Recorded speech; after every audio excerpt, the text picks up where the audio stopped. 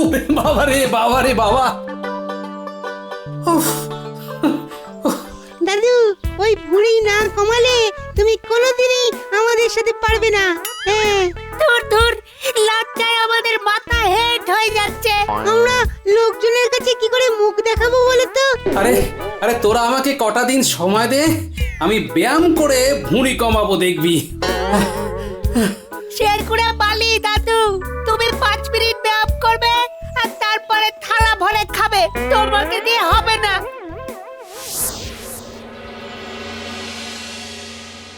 এই 11, এই 12, এই 13। গিন্নি, ও গিন্নি, কি হয়েছেটা কি? সকাল সকাল এমন চেঁচাচ্ছ কেন? এই 13 বার ওঠবস করলাম। দেখো তো গিন্নি, আমার ভুঁড়িটা একটু কমেছে কিনা। ওটা পাথর হয়ে গেছে গো। ও তোমার কমবে না, কমবে না। হ্যাঁ, বললেই হলো। হ্যাঁ, আমি কমিয়েই ছাড়বো। যাও, তুমি তোমার কাজে যাও। হ্যাঁ, ভুঁড়ির থেকে মেদটা কমিয়ে ফেলতেই হবে। এই 14, এই 15, এই 16। ওরে বাবা রে, কি কষ্ট হচ্ছে রে বাবা। ও বাবা, শরীরটা আমার খুব দুর্বল দুর্বল লাগছে।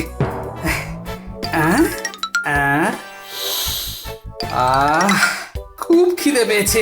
উফ, আর যদি গিন্নি মাংস রাঁধে তাহলে ভরপেট এক থালা ভাত খেয়ে নেবো।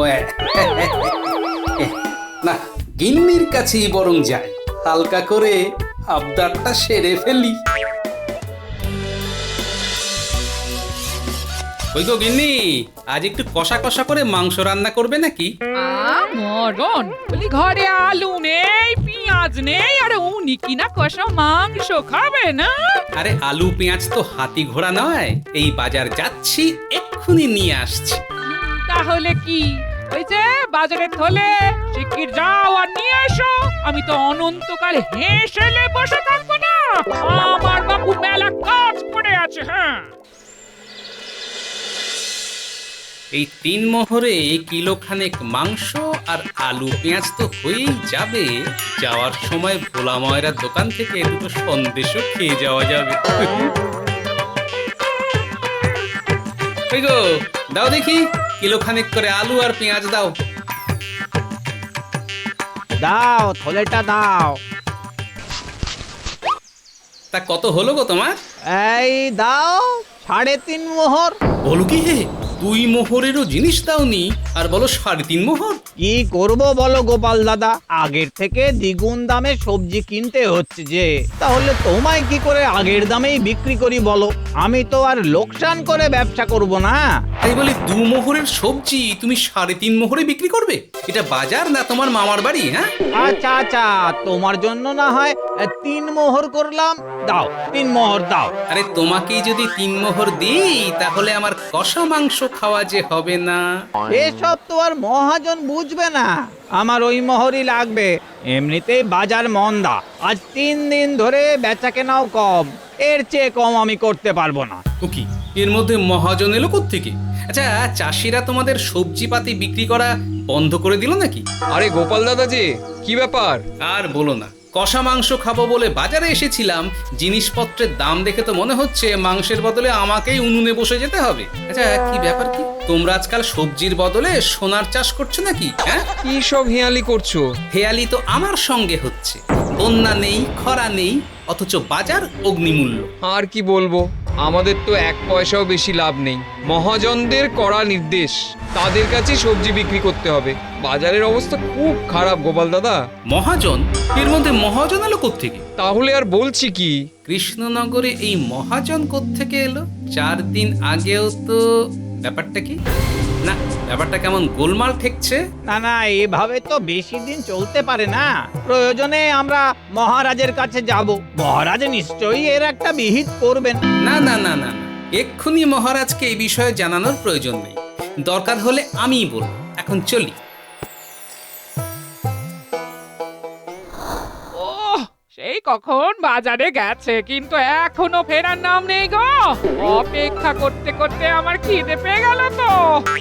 দাদু বাজার থেকে কি আনতে গেছে দিদা? ওই একটু আলু, পেঁয়াজ আর এই মাংস আনবে। হ্যাঁ, তাহলে আমি এখানেই থেকে যাই, একেবারে দিদার হাতে মাংস ভাত খেয়ে তারপর বাড়ি যাব। হ্যাঁ হ্যাঁ, কিন্তু যার জন্য এই অপেক্ষা করছি সেই তো এখনো এলো না। সেটা কখন মাংস নিয়ে আসবে আর কখন রাঁধবো ভগবান জানে। হ্যাঁ, আমি একবার বাইরে থেকে ঢু মেরে দেখে আসবো দিদা। তাই কর, চট করে একটু দেখে আয় তো। যা। কোথায় দাদু? কোনো নাম গন্ধই পাচ্ছি না।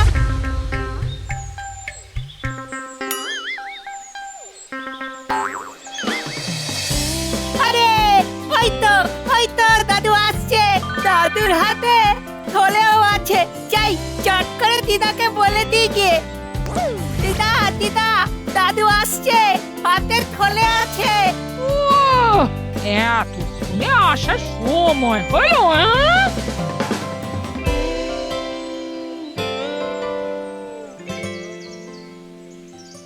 বলি এই তোমার যাচ্ছি আর আসছি। হ্যাঁ, 2 ঘন্টা, বলি 2 ঘন্টা আমাকে বসিয়ে রেখে তোমার আসার সময় হলো। দাও তো মাংসটা, দাও দেখি, ধুয়ে আনি আগে, দাও। মাংস তো আনিনি গিন্নি, তবে আলু পেঁয়াজ এনেছি। হ্যাঁ? মাংস আনুনি মানে? মাংস ছাড়া এই বেলায় আলু পেঁয়াজ কি আমার মাথায় দেবো নাকি? হ্যাঁ? মাংস তো দূরের কথা গিন্নি, বাজারের যে অবস্থা তাতে মনে হচ্ছে না খেয়েই দিন কাটাতে হবে। বলো কি, হঠাৎ হলো কি এমন? তা কত হলো গো তোমার? 3.5 মোহর। বলো কি হে? আগের থেকে দ্বিগুণ দামে সবজি কিনতে হচ্ছে যে, এসব তো আর মহাজন বুঝবে না। এর চেয়ে কম আমি করতে পারবো না। আগামীকাল রাজসভায় গিয়ে মহারাজকে কৌশলে ব্যাপারটা জানাতে হচ্ছে। ব্যাস হয়ে গেল। কত আশা করেছিলাম দিদার হাতের মাংস ভাত খাবো, সব আশা হতাশা হয়ে গেল।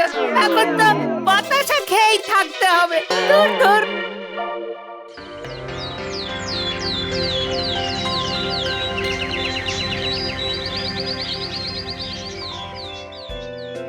শোনো গোপাল, তোমায় আমি একটা দায়িত্ব দিতে চাই। যথাজ্ঞা মহারাজ, বলুন কি করতে হবে? পালা পার্বণের দিনে যাতে রাজ্যের মানুষ সুস্থ থাকে, ভালো থাকে, তা তো আমাদেরই দেখার দায়িত্ব। তাই তুমি আর রাজবৈদ্য যাবে গ্রামে সবার বাড়িতে, খোঁজ খবর নেবে কারো ঘরে কোনো অসুখ বিসুখ আছে কিনা, প্রয়োজনে ঔষধি দিতে হবে। ঘরে নেই চাল, মাংসের বেশি ঝাল। কি কেমন হেয়ালি গোপাল, না না না, তোমার থেকে তো এমন কথা আশা করিনি। কেন মহারাজ, ভাঁড় যে সবকিছুতে ভাঁড়ামিই করবে, এ আর আশ্চর্য কি? আহ মন্ত্রী, তোমাকে এর মধ্যে কথা বলতে কে বলেছে? রাজার কাছে মন্ত্রী খেলেও বকা, কে জানে কে যে কার সখা। আসলে মহারাজ, যে মানুষ সোনার দামে আলু পটল কেনে তাদের অসুস্থ হওয়ার সম্ভাবনা খুবই প্রবল। মানে শরীর খারাপ না হলেও মাথা খারাপ হয়ে যাবে। তোমার কথা তো ঠিক বুঝলাম না গোপাল। গোপালের আবার কথা।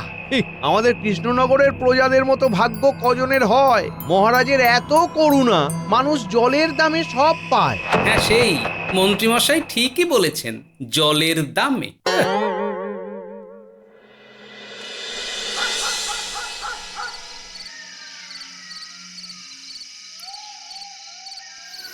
আচ্ছা, এই ব্যাপার তাহলে। মনে হচ্ছে সন্দেহটা ঠিক দিকেই যাচ্ছে। তুমি কতদিন আমাদের গল্প বলো না গোপাল দাদু? বলো না গো, একটা গল্প বলো। বলবো বলবো। আচ্ছা, তোদের দলের নেতাকে? কেন? আমি তো সবার বড়। তুই নেতা কি করে হবি? তুই তো নেত্রী। ওই হলো নেতা আর নেত্রী। আমি তোদের একটা কাজ দেব, তোরা যদি ঠিক মতো কাজটা করিস তাহলে রোজ সন্ধেবেলা গল্প তো শোনাবই, উপহারও পাবি। কি উপহার গোপাল দাদু? বলছি আমি তোদের পাহাড় দেখাতে নিয়ে যাব। সত্যি বলছো গোপাল দাদু? আমরা পাহাড় দেখতে যাব? তাহলে আর বলছি কি, কিন্তু যদি আমার কথা অনুযায়ী কাজ। হবে গোপাল দাদু, আমরা বলছি হবে।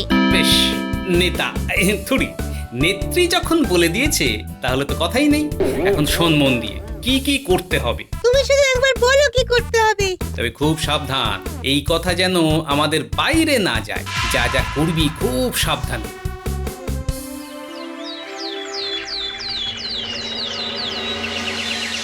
রাজবৈদ্য, তোমাকে যে কাজের দায়িত্ব দিয়েছিলাম সেই কাজ কতদূর এগোলো? দায়িত্ব তো আপনি গোপালকেও দিয়েছিলেন মহারাজ।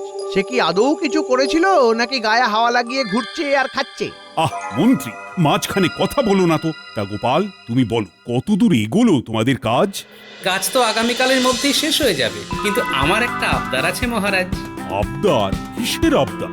আবদারটা আপনার কাছে। তা বলো, শুনি কি আবদার। পরশু রাজসভার সকল সভাসদদের পোলাও আর কষা মাংস খাওয়ানোর আবদার। পোলাও আবার কষা মাংস? রাজসভাতে ভোজ হবে ঢালাও, গোপাল খাবে মাংস পোলাও। মহারাজ, এমন অদ্ভুত আবদার শুধু গোপালই করতে পারে। আমি বলছি সেসবের কোনো প্রয়োজন নেই। একদিন রাজসভায় ভোজ হলে মন্দ হয় না মহারাজ। তাহলে মহারাজ ওই কথাই রইল। গোপালের শুধু খাওয়ার ঘুম, কাজের বেলায় লবডঙ্কা। বেশ বেশ, পরশু তাহলে তোমাদের সবাইকে পোলাও আর কষা মাংসই খাওয়ানো হবে। জয় মহারাজের জয়।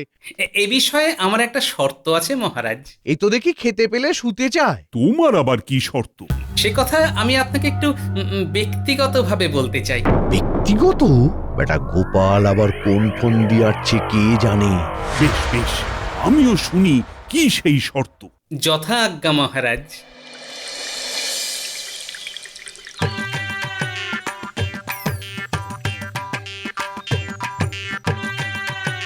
আসবো মহারাজ। এসো গোপাল, এসো এসো। বলো গোপাল, কি সেই শর্ত তোমার? তেমন কিছুই নয়, এই যে পরশু রাজপ্রাসাদে ভোজ খাওয়া হবে, তার বাজার কিন্তু আপনাকেই করতে হবে। হ্যাঁ, বলো কি গোপাল, আমি যাব বাজারে? তাছাড়া এই তোমার ব্যক্তিগত শর্ত? হ্যাঁ মহারাজ, আপনাকেই যেতে হবে, তবে ছদ্মবেশে। কি বলছো গোপাল? কিন্তু এসবের কারণ কি? ধরে নিন আপনার প্রজাদের ভালোর জন্যই আমি আপনাকে এই অনুরোধ করলাম। বেশ, তুমি যখন বলছো তখন তাই হবে। আপনি শুধু তাই তাই করবেন যা আমি বলবো।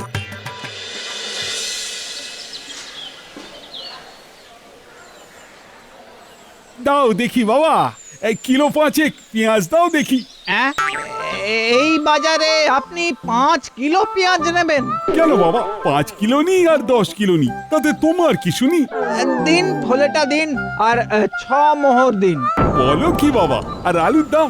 আলু ওই 5 কিলো নিলে 4 মোহর দেবেন। কিন্তু এত মোহর আমি কিভাবে দেব? আমি তো আগেই বলেছিলাম। তা বাজারের এই অবস্থা কবে থেকে? তা প্রায় সপ্তাহখানেক হলো। এমন করলে তো আমাদের মতো মানুষ খাবে কিভাবে বাবা? সে আপনি মহাজনদের গিয়ে বলুন। মহাজন? কোন মহাজন? কেন, নতুন মহাজনেরা, ওদের থেকে তো দ্বিগুণ দামে সবজি কিনতে হচ্ছে, তবে তো বাজার দর বাড়বেই। কি আর করা যাবে, তবে ওই অল্প করেই কিছু দাও। চাষিরা কিছু বলছে না? চাষিদের কথায় আর কি হবে, মহাজনদের আদেশ অমান্য করে কার সাধ্যি। আচ্ছা, এই ব্যাপার তাহলে। না না না, এ কিভাবে সম্ভব? কোথা থেকে এলো এই মহাজন? কি বা তারা? পরিচয় তো দোকানিরাও কিছু বলতে পারলো না। গোপাল, হ্যাঁ গোপাল, ওকেই আমার দরকার। আসতে পারি মহারাজ? এসো এসো এসো। কিন্তু তুমি কি করে জানলে যে আমি তোমাকেই খুঁজছিলাম? গোপাল ভাঁড় সবই জানে। রাজ্যে সব কি চলছে গোপাল? 5 কেজি পেঁয়াজের দাম হাঁকছে 6 মোহর। এভাবে চলতে থাকলে আমার প্রজাদের কি হবে? তা আপনি ঠিকই বলেছেন মহারাজ। বাজারে নতুন মহাজন এসেছে, চাষিদের থেকে কম দামে সবজি কিনে বাজারে দোকানিদের তা দ্বিগুণের বেশি মূল্যে বিক্রি করছে। সে কথা আমি বিলক্ষণ জানি মহারাজ। কি বলছো গোপাল? তুমি জানতে অথচ আমায় বলনি? আপনি যাতে নিজের চোখে দেখতে পারেন সেই জন্যই তো কৌশল করে আপনাকে বাজারে পাঠিয়েছিলাম। তাছাড়া বাজারের কথা তো আমি নই, সবাই জানে। তা সে কথা তো মন্ত্রীমশাইও আপনাকে বলেননি মহারাজ। ঠিক, তাও ঠিক। আমি এক্ষুনি মন্ত্রীকে ডেকে পাঠাচ্ছি। আমার রাজ্যে এসব অনাচার আমি সহ্য করব না। না মহারাজ, এখন আপনি কাউকেই কিচ্ছু জানাবেন না। আমি আপনাকে কথা দিচ্ছি, আগামী 3 দিনের মধ্যে ওই মহাজনরা নিজে আসবে আপনার কাছে।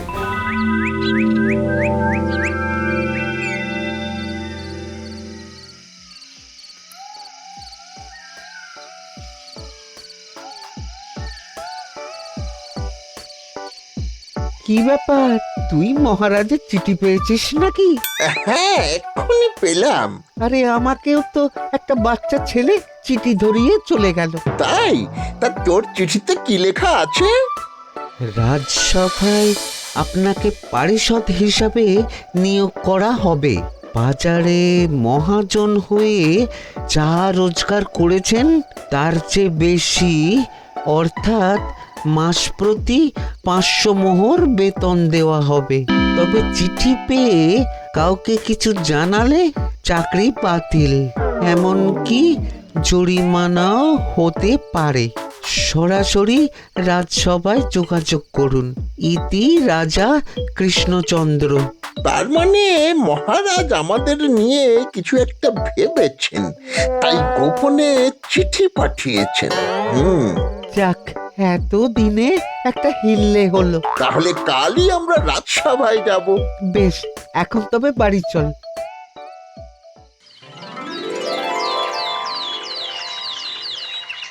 মহারাজ, আপনাকে কেমন চিন্তিত দেখাচ্ছে? সভাসদ যদি কথা দিয়ে কথা না রাখে চিন্তিত তো দেখাবেই। কেন মহারাজ, কে আপনার কথা রাখেনি? একবার নামটা শুধু বলুন দেখি। তোমার আর কথার মাঝে কথা বলার অভ্যেসটা গেল না মন্ত্রী। আপনি বরং সেই সভাসদের কথার উপর ভরসা করে আরেকটু অপেক্ষা করুন মহারাজ। কে কে আপনারা? প্রহরী। আপনি তো আমাদের রাজসভায় আসতে বলেছেন মহারাজ। আমি আসতে বলেছি? হ্যাঁ, আপনি তো। এই এই যে আপনার লেখা চিঠি। অসম্ভব, এই চিঠি আমি লিখিনি, এই হাতের লেখাও আমার নয়। কিন্তু মহারাজ, আপনি যাদের খুঁজছিলেন তারা এরাই। মানে তুমি কি বলছো গোপাল? আমি ঠিক বুঝলাম না তো। চিঠি আপনি আরেকবার ভালো করে পড়ুন মহারাজ। এরাই সেই বাজারের মহাজন যাদের জন্য প্রজারা ঠিকমতো খেতে পাচ্ছে না। তুমি তো চিঠিটা পড়োইনি, কি করে জানলে যে এরাই মহাজন? কারণ চিঠিটা আমারই লেখা, তাই আপনাকে বলেছিলাম না মহারাজ, মহাজনেরা নিজে থেকেই আপনার কাছে আসবে। বিলক্ষণ বিলক্ষণ, তোমাকে যে আমি কি বলে ধন্যবাদ দেব গোপাল। দেখলেন তো সভাসদেরা কথা রাখে কিনা। এখনো কিন্তু 3 দিন হয়নি। প্রহরী, শিগগিরই ওদের বন্দি করো। বন্দি তো করবেই, তার আগে দেখবেন না কৃষ্ণনগরে নতুন মহাজন কোত্থেকে এলো। আহ গোপাল, তোমার আবার সবেতে বাড়াবাড়ি। মা, এই যে বটা ঘটা, মন্ত্রীর সাগরেদ কটা। আমাদের ছেড়ে দিন মহারাজ। ওই মন্ত্রী মশাই আমাদের দিয়ে জোর করে এই কাজ করিয়েছে। 5 মোহর লাভ হলে আমরা পেতাম 1 মোহর করে, বাকি সব মন্ত্রী মশাই নিতেন। আমাদের দয়া করে ছেড়ে দিন। অন্যায় যে করে আর অন্যায় যে সহে, দুজনেই সমান দোষে দোষী। ওদের বন্দি করে কারাগারে নিয়ে যাও প্রহরী। কিন্তু গোপাল, তুমি কিভাবে বুঝলে এটা ওদের কাজ? একদিন রাজপ্রাসাদ থেকে বাড়ি ফেরার পথে এই বটা ঘটাকে একটা গাছের আড়ালে কথা বলতে দেখি। সন্ধে হয়ে আসছে, তাই চেহারা দেখে চিনতে পারিনি কারা। আমিও চলেই যাচ্ছিলাম, একটা কথা কানে আসতেই মনে হলো গলাটা কেমন চেনা চেনা লাগছে। তারপর কাল সনাতন চাষির বাড়ি থেকে 25 কেজি আলু তুলতেই হবে, বুঝলি? আমাদের আর লাভ কি?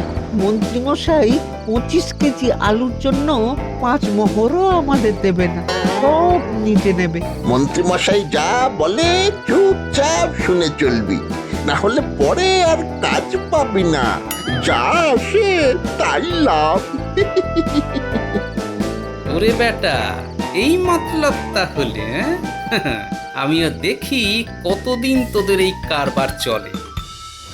তবে মহারাজ, আমার নাতি নাতনিরা এই বিষয়ে আমার সাহায্য না করলে এই মহাজনদের আপনার কাছে হাজির করানোর কাজটা মোটেও সহজ হতো না।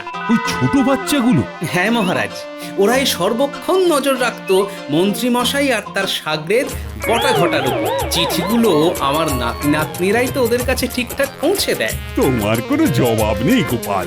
রাজপ্রাসাদের মহাভোজে তুমি কিন্তু অবশ্যই ওদেরও নিয়ে আসবে। আর মন্ত্রী, কাল যেন এই রাজপ্রাসাদের ত্রিসীমানায় তোমায় না দেখি। আমায় ক্ষমা করে দিন মহারাজ, আর কখনো এমন ভুল করব না মহারাজ। আমি আরো সব শুনছি না। রাজসভা থেকে তোমাকে বহিষ্কৃত করা হলো। না মহারাজ, আপনি দয়া করে মন্ত্রী মশাইকে বহিষ্কৃত করবেন না। কি বলছো গোপাল? এত বড় অন্যায় করে মন্ত্রী কোনো শাস্তি পাবে না? আপনি বরং এক কাজ করুন, আগামী মাস থেকে মন্ত্রী মশাইয়ের বেতনের অর্ধেক আপনি চাষিদের মধ্যে ভাগ করে দিন। উত্তম প্রস্তাব। তাই হবে গোপাল, তাই হবে।